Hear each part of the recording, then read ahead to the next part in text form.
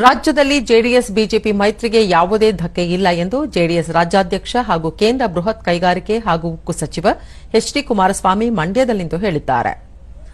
ರಾಜ್ಯ ಸರ್ಕಾರದ ಬೆಲೆ ಏರಿಕೆ ವಿರೋಧಿಸಿ ಇಂದಿನಿಂದ ಬಿಜೆಪಿ ರಾಜ್ಯಾದ್ಯಂತ ಹೋರಾಟ ಹಮ್ಮಿಕೊಂಡಿದೆ. ಜೆಡಿಎಸ್ ಪಕ್ಷವೂ ಕೂಡ ರಾಜ್ಯ ಸರ್ಕಾರದ ಅಕ್ರಮ ಅವ್ಯವಹಾರಗಳ ವಿರುದ್ಧ ಹೋರಾಟ ನಡೆಸಲಿದೆ.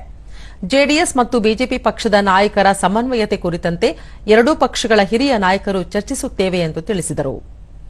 ರಾಜ್ಯದಲ್ಲಿ 2 ಬಾರಿ ಮುಖ್ಯಮಂತ್ರಿಯಾಗಿದ್ದ ಅವಧಿಯಲ್ಲಿ ರೈತರ ಸಾಲ ಮನ್ನಾ, ವಿವಿಧ ಸಾಮಾಜಿಕ ಭದ್ರತಾ ಯೋಜನೆ ಜಾರಿ ಸೇರಿದಂತೆ ರೈತರ ಕಲ್ಯಾಣಕ್ಕೆ ಹಲವು ಯೋಜನೆಗಳನ್ನು ರೂಪಿಸಿದ್ದೆ. ಅವುಗಳನ್ನು ಮುಂದುವರಿಸಿಕೊಂಡು ಹೋಗಬೇಕು.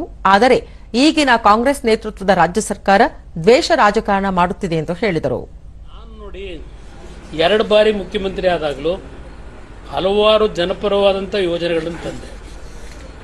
100 ರೂಪಾಯಿ ಇದ್ದಂಥ ವಿಧವಾ ವೇತನ, ಅಂಗವಿಕಲರ ವೇತನ 400 ರೂಪಾಯಿ ಏರಿಕೆ ಮಾಡಿದೆ.